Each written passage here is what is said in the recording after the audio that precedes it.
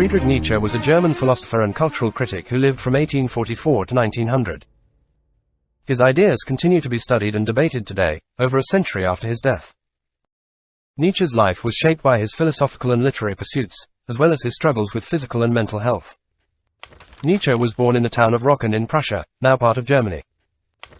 His father was a Lutheran pastor, and Nietzsche was raised in a devoutly religious household.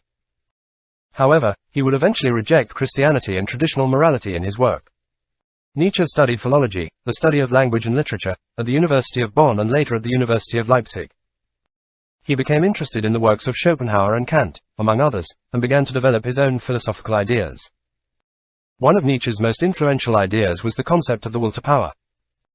He believed that all living beings strive to increase their power and that the struggle for power is the driving force behind human behavior.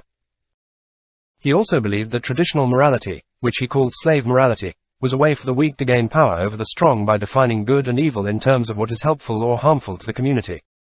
He was particularly interested in the concept of the Übermensch, or the Superman, which he saw as a goal for humanity to strive towards.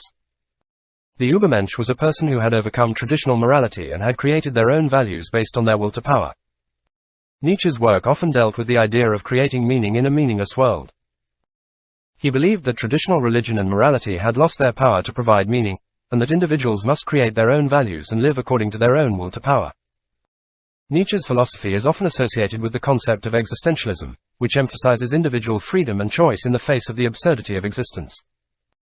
Despite the profound impact of Nietzsche's ideas, his personal life was plagued by poor health, both physical and mental.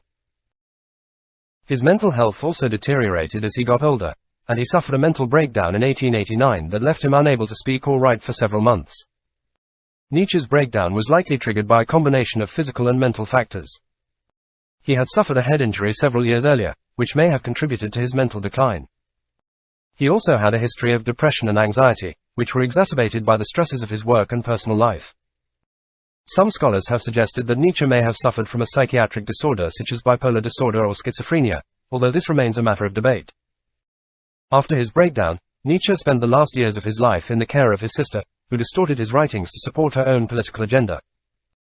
Nietzsche's work was later appropriated by the Nazi regime, which used his ideas to support their own ideology of Aryan superiority. However, Nietzsche himself was strongly opposed to anti-Semitism and nationalism, and his work is best understood in the context of his own philosophical and literary pursuits.